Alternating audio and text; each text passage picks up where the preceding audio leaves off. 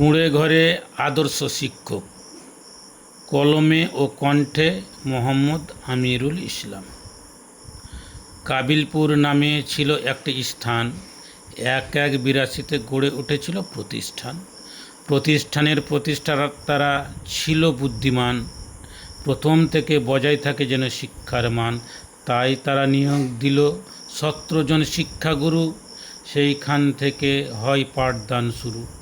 পাঠশালায় পাঠদান নিত যত পাঠক, শিক্ষক মহাশয়রা শিক্ষা দিত, কেউ তো প্রশাসক।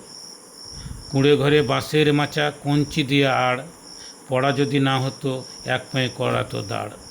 স্নেহের পরশ মাথায় দিত হাত, মুখটি কেন শুকনো মনা, খেতে পাসনি ভাত। লেখা তো দিসনি জমা, খাতা ছিল না তাই, পয়সা দিয়ে বলতো বাবা আমার কাছে আয়। সেই ছাত্ররা কামিয়েছে নাম যশ খ্যাতি, নিয়ে তৈরি খেলা তারা কেন আজ বজ্জাতি। ঘড়ির কাঁটা ঘুরছে যত, সময় যায় বেয়ে, সব কিছুরই শেষ আছে, তাই বিদায় আসছে ধেয়ে।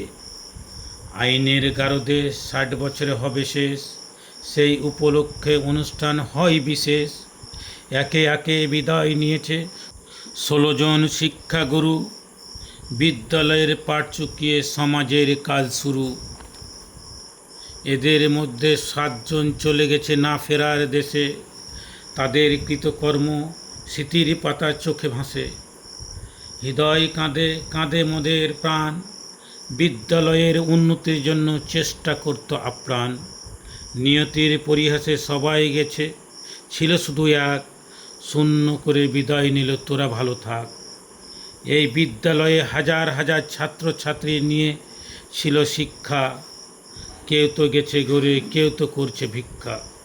পরিশেষে প্রার্থনা করি যারা গেছে গড়ে, আছে যত সব জীবন্ত, বেঁচে আছে না মরে। সবাই যেন সুখে থাকি, পার হয় পুলুষের রাত। ছাত্র শিক্ষক অভিভাবক মিলে করব মোনাজাত।